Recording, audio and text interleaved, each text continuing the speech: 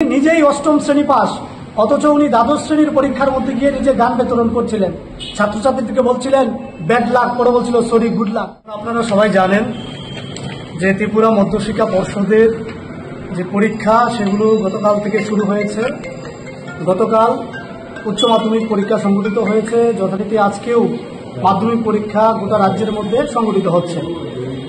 আমরা জানি এই পরীক্ষাগুলোতে বসার পূর্বে রাজ্যের ছাত্রছাত্রীরা সারা বছর ব্যাপী অত্যন্ত একাগ্রতার সঙ্গে অনুশীলনের মধ্য দিয়ে তারা তাদের পরীক্ষার প্রস্তুতি নেয় এবং শিক্ষা পর্ষদ এবং দপ্তর নানা পর্যবেক্ষণের মধ্য দিয়ে ছাত্রছাত্রীরা যেন অসুবিধার সম্মুখীন না হয় সেটা সুনিশ্চিত করে পরীক্ষা কেন্দ্রগুলোর মধ্যে, এবং তার জন্য সেখানে 144 নং ধারা পর্যন্ত জারি রাখা হয় যেন বহিরাগতরা কোনোভাবেই পরীক্ষার্থীদের সেখানে ডিস্টার্ব করতে না পারে।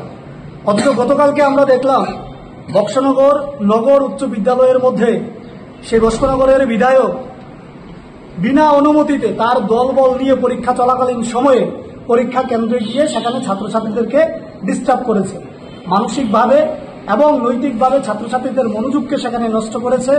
উনি বারবার ছাত্রছাত্রীদেরকে পরীক্ষার কেন্দ্রের মধ্যে দাঁড় করাচ্ছিলেন, হাত তোলাচ্ছিলেন এবং নিজে গান বিতরণ করছিলেন।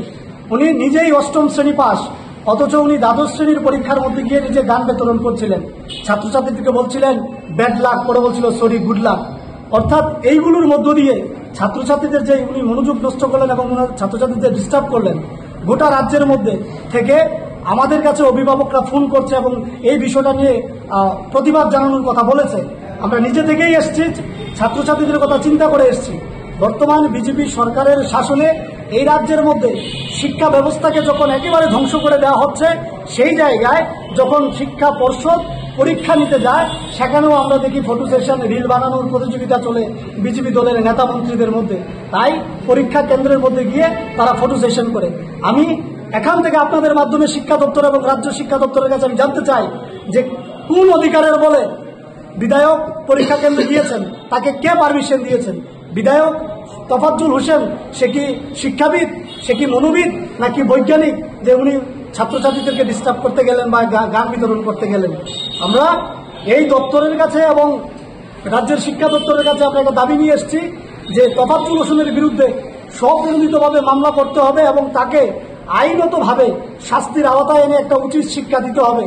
যদি কোনো বিষয়ে গান না থাকে, গান আহরণ করা প্রয়োজন, কিন্তু ছাত্রছাত্রীদেরকে এইভাবে বিরক্ত করা পরীক্ষার হল কেন্দ্রে গিয়ে এইরকম স্বৈরাচারিতা যেন উনি ভবিষ্যতে আর না করে, তার জন্য উচিত শিক্ষা যাতে একটা মামলা গ্রহণ করে শিক্ষা দপ্তর এবং শিক্ষা পর্ষদ